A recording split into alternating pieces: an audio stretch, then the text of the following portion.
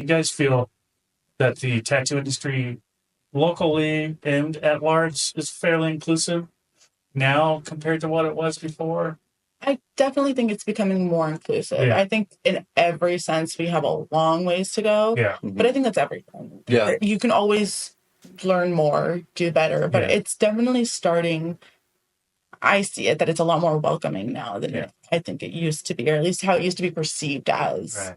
Right. And then our shop has gay flags everywhere. We have a gay flag on the door. Like it makes me so happy going into work. Yeah. Not only that it's allowed, but it's so celebrated. Yeah. Like we do like our week-long Pride Flash, and like it's just so nice walking into work. At least I won't speak for you. No, walking into right work there with you. and just knowing that it's okay and it's celebrated, and our people still love us, and it's that's not the main thing that's focused on. It's just like, oh, it's just like a little asterisk as to who we are. I wish we didn't have to think like, well, our people still love us. Mm-hmm. I wish that wasn't even a thought in the vocabulary, right? But it is, and we have to like raise awareness, you know, still, right? It's still a fight. Like I remember even growing up, like seeing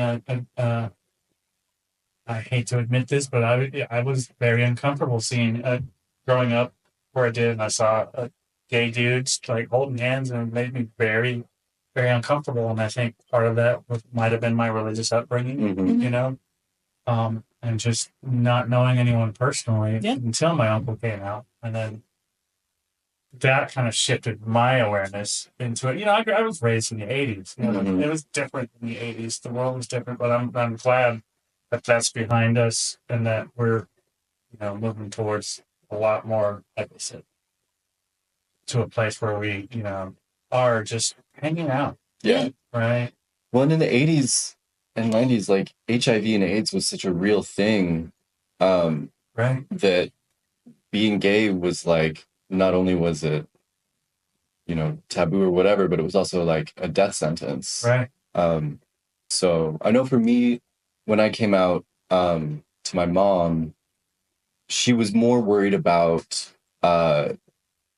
me not living a safe life than being disappointed that I was gay, more than anything. And the way it came out to my dad, I brought a boyfriend home for Christmas. Oh, it's just all we never had a conversation about it. It was like, this is my life. But it was never really a surprise. I was always very feminine as a kid. Okay. Especially in Montana, where all the boys were, you know, shooting guns, and I was like, I just wanted to hang out with girls. Your dad's a cowboy. Yeah, right? Totally. Yeah. Play dress up and all that fun stuff.